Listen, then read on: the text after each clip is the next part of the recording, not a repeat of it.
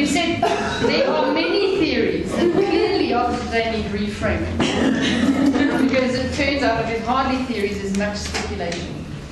And it depends on, so it's the same set of scenarios and circumstances do not result in 100% of the same outcome.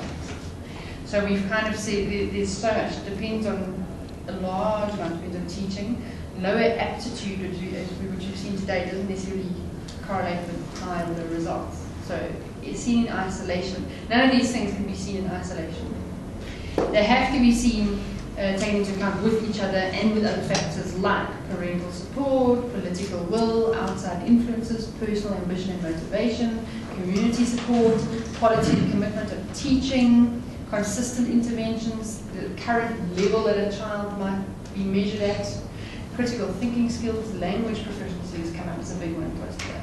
So actually, we might be at a point again where theory schmoo, in summary. There's so much, and again, it comes back to the points, particularly you need around what is the outcome of this particular program to determine what theories and others you've put in place to achieve those things.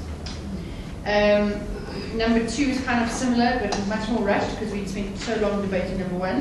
What are the different ways in which learners can be selected for participation in, this is very loaded, in maths, English and science interventions that aim to improve the quality of learner performance and national certificates in order to enter university in careers related to math and science? That is so loaded. So we kind of, we've established from experience in our group, you can't rely only on district results, historical academic performance, and the current set of teaching circumstances anyway.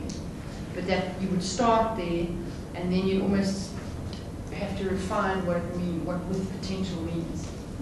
So we've got to really look at what kind of teaching we're looking for, what does the top 5 or the top 10 mean, and then you've got to add to those sets of results independent testing, whether it's IEB and other sources of independent benchmarking. Universities can play a role as well, seeing as that's where you want these kids to end up. What kind of outcomes does the university look for and how do you design a program around that? Aptitude testing, lets you as academic value add. If you're going to just stay at, you've got kids at 70% and then what? You're going to they could stay where they are and need 70%. What's the academic value add in the program? The promotion of, so language proficiency, particularly English, if that's the medium of instruction and assessment. Critical thinking tests are incredibly valuable for this kind of thing as well.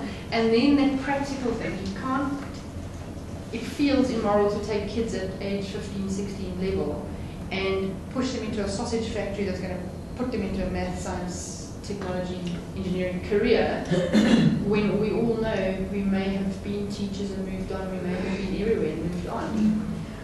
So site visits, practical experience, aptitude testing are key components to this particular question and its aim.